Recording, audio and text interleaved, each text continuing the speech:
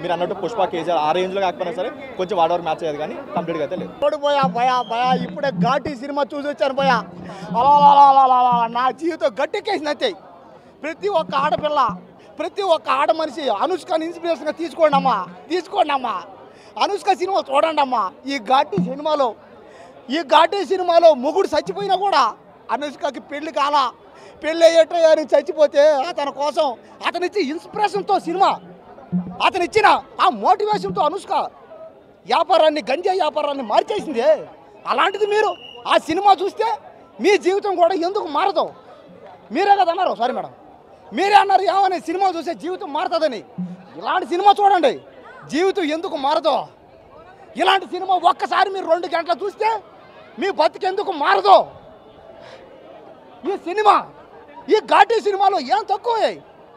ఫైట్లా చూసుకో, డ్యాన్సులా లాక్కో, రొమాన్స్లా పెరుక్కో, డైలాగులా వేసుకో.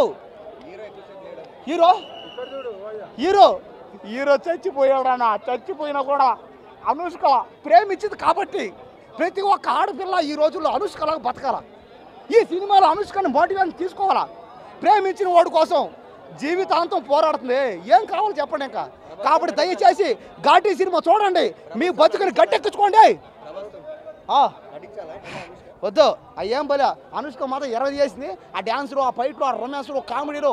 ఓరు నాయనో అమ్మా, అరుంధతి అమ్మ, రుద్రమ్మ దేవి, దేవసేనమ్మ. ఈ సినిమాలో శీలావతమ్మ, శీలావతి అయిపోయింది పోయి అనుష్క. చూసి అడుక్కో, ఏం కావాలి అడుగో ఏం కావాలో. నా డబ్బుతో వంత ఒక్కరిన ఇద్దరిన 100 మందిని 1000 మందిని కసక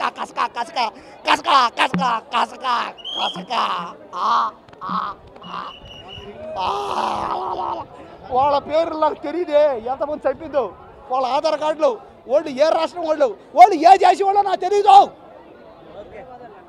నాకు అనుష్క ఒకటే తెలుసు, నేను అనుష్కని ప్రేమించా.